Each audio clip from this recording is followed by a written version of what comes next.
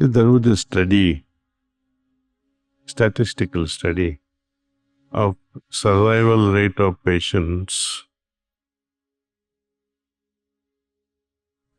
who were treated by female physicians versus male physicians. స్త్రీ పురుష వైద్యుల ద్వారా నయం కాబడిన రోగులపై చేసిన ఒక గణాంకాలతో కూడిన అధ్యయనంలో మహిళా వైద్యుల ద్వారా నయం కాబడిన రోగుల శాతం 8% నుండి 12% ఎక్కువగా ఉన్నట్లు కనుగొన్నారు. ఎందుకిలా జరిగిందో తెలుసుకునేందుకు ప్రయత్నించారు. కారణం సహానుభూతి, కరుణ అనేవి.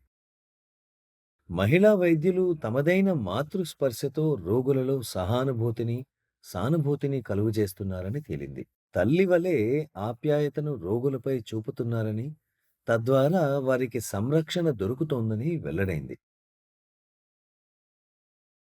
దీనికి విరుద్ధంగా పురుష వైద్యులు తమ ఇగోతో, తమదైన తండ్రికి ఉండే వైఖరితో ఎలాగో కొన్ని రోగ లక్షణాలను విస్మరిస్తున్నారని తెలిసింది. మీరు రోగులకు వైద్యం అందించే క్రమంలో ధ్యానం ఎన్నో అంశాలను మనకు స్పష్టం చేస్తుంది. మీరు ధ్యాన స్థితిలో ఉన్నప్పుడు, సహానుభూతికర హృదయంతో, మనసుతో ఉన్నప్పుడు విషయాలను అనుభూతి చెందుతారు. ఇతరుల బాధను, వేదనను గ్రహించి మిగిలిన వైద్యుల కన్నా మరింత శ్రద్ధను చూపడం జరుగుతుంది. కనుక నా దృష్టిలో ధ్యానం అనేది అన్ని రంగాల్లో ఎంతో సహాయం చేస్తుంది. So I think meditation helps a lot in every field.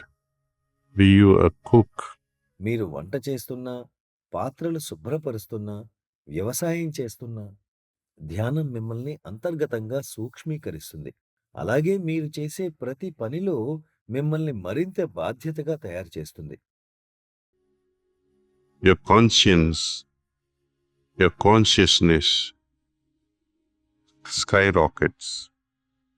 మీ వివేచన, విచక్షణ అనేవి అద్భుతంగా వృద్ధి చెందుతాయి.